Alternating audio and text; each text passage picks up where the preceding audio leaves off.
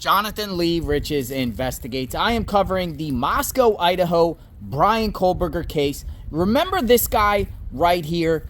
Remember this guy at the beginning stages of when this tragedy occurred? This guy right here, James Curtis Leonard. Some of you might be familiar with him. Some of you might not. When the murders happened, November 13th, 2022, 4 college students brutally stabbed. No one knew who did it because the murderer wasn't caught. And wild speculation went on all over the internet, all over Moscow, Idaho. Who was the killer? Who killed these 4 innocent college students? Then this guy's name popped up because this guy actually had an incident near where the murders happened. He was living with his wife in a trailer and he stabbed himself and assaulted his wife with a kid there. James Curtis Leonard. And there was articles written about him because people were trying to say that Curtis Leonard here, James Curtis Leonard, did the murders in Moscow, Idaho. Like he's the guy. And there was articles about it.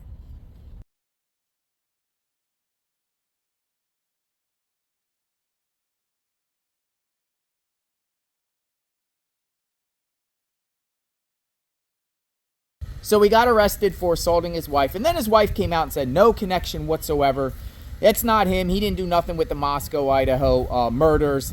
And I believe also authorities were saying that he's not involved too, right? And the story kind of went away. But people were curious about James Curtis Leonard. Even after Bryan Kohberger, who is the suspect that was arrested now for, the murders, after he got arrested in December 30th, people are still talking about James Curtis Leonard. A lot of the internet was still saying, it's him, it's not Kohberger, it could be the Leonard guy that, cut himself. Well, I don't think he did it. I don't think he did the Moscow murders as far as James Curtis Leonard. I think it's Bryan Kohberger.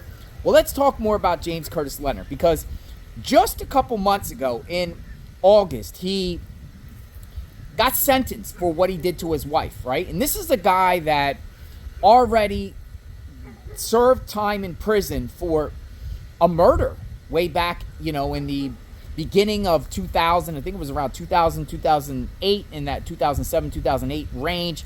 He actually got, multiple years in prison for murder or manslaughter, killing someone, and then got probation for it, and there was a lot of outcry for that.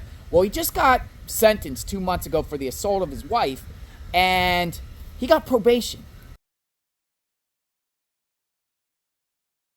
And a lot of people on the internet were outraged by that.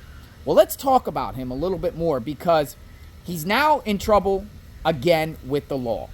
I just looked at the Idaho court record search because I search it every day for all the participants and the players involved with this Moscow case. Everyone's name that circulated, I frequently check, from the roommates, Dylan Mortensen, Bethany Funk, Einen Harsh, whoever, Jack Showalter, Jack Decor. I search their names all the time, see if any of them got a ticket or are in trouble with the law. And boom, James Curtis Leonard. His name just popped up. Check it out. So this is the Idaho Court Record Search iCourt portal. And there's a new filing. State of Idaho versus James Leonard. James Curtis Leonard. 10/27/2023. And it looks like it's a pending case. Says infraction. What does all this mean? And here it is, James Curtis Leonard, the defendant. And the charge is driving without privileges, driving yield to pedestrian. New case filing, prosecutor assigned, 10/27/2023. Looks like there's a prosecutor assigned to this case, Reed Breivik. So what's going on here? Just a few months ago, he was just sentenced to probation for assaulting his wife. James Curtis Leonard. People were suspecting him of being the Moscow, Idaho murderer at the time. The murderer. What do you think? Driving without privileges. To me, that sounds like driving while having a suspended license or not having a suspended license. He just got sentenced to probation. Now he's in trouble with the law again. And it says infraction, but I think it's bigger because it's a pending case and it has a prosecutor assigned. And I kind of Googled around what that type of charge is. I think it's a big, big deal, folks. So here's some information if you Google about driving without privileges in the state of Idaho. And it says this is not a traffic ticket. It is a crime. A first conviction carries a mandatory 2-day minimum jail sentence. A second carries a mandatory 20-day minimum jail sentence. A third conviction carries a mandatory 30-day minimum jail sentence. What's going on here, people? That's what he's charged with. Just 2 months after he got probation for hitting his wife. Gets in trouble again. The trouble continues for James Curtis Leonard. Let me know what you think. Where there's a minimum mandatory of 2 days in jail. Will that be a violation of his probation? Because he's on probation. You know, when you're on your probation, you can't commit other crimes. Vehicle infractions, I think you can get away with it, you know, because people get speeding tickets all the time. I don't think that necessarily violates probation. But this looks like it's a serious matter. And I wanted to share what he's up to because he's part of this whole story, considering that he was blamed at the beginning stages. Also, the coroner that, as far as the Moscow, 4 college students that were brutally stabbed, Catherine Mabut, that's her name, Mabut, similar to that. I don't never say her name right, if that might be the way to say. She actually defended James Curtis Leonard in his case to get probation. She was his lawyer.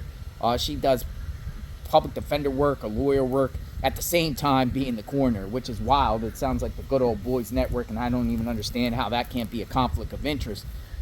But there you go. James Curtis Leonard. I wanted to give you an update on that. I'll be monitoring the situation. So should you. We'll see what happens. Will he go back to jail on this case? Remains to be seen.